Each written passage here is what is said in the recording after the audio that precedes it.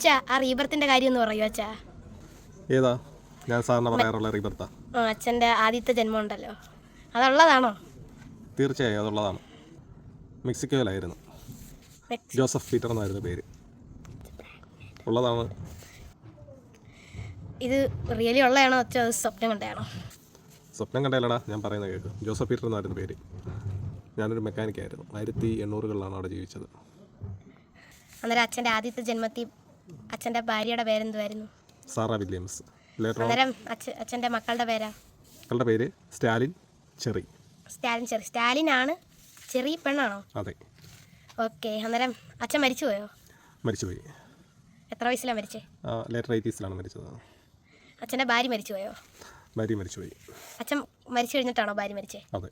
ഭാര്യ മരിച്ചു കഴിഞ്ഞിട്ട് ആരെങ്കിലും മരിച്ചോ? കുഞ്ഞുങ്ങൾ രണ്ടുപേരും മരിച്ചുപോയി.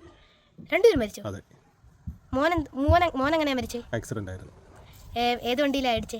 അതെനിക്ക് കൃത്യമായിട്ട് പറയാൻ പറ്റില്ല. നിങ്ങളുടെ വീട്ടിൽ എത്ര വണ്ടി ഉണ്ടായിരുന്നു? ഒരു വണ്ടിയുള്ളായിരുന്നു. അന്നേരം ഇതൊക്കെ നിങ്ങൾ എങ്ങനെ അറിഞ്ഞു? നിങ്ങൾ മരിച്ചിട്ടല്ലേ ഇവരൊക്കെ മരിച്ചേ? നമുക്കറിയാൻ പറ്റും. പിന്നെ നിങ്ങളുടെ മോൾ എങ്ങനെ മരിച്ചേ?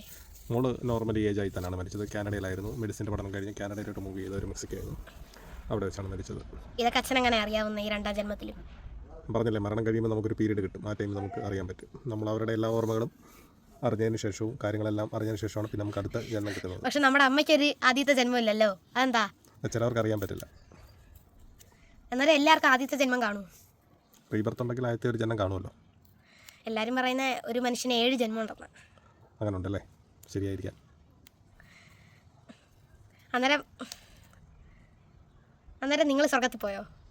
സ്വർഗവും നരകമൊന്നുമില്ല. പിന്നെ നിങ്ങൾ എവിടെ നിന്ന് ഇതൊക്കെ കണ്ടേ?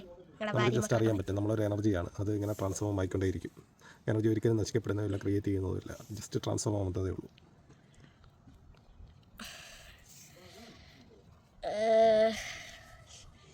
നിങ്ങളുടെ മോൾ എത്ര ഏജിലാണ് മരിച്ചേ? അതിന് കൃത്യമായി പറയാൻ പറ്റില്ല.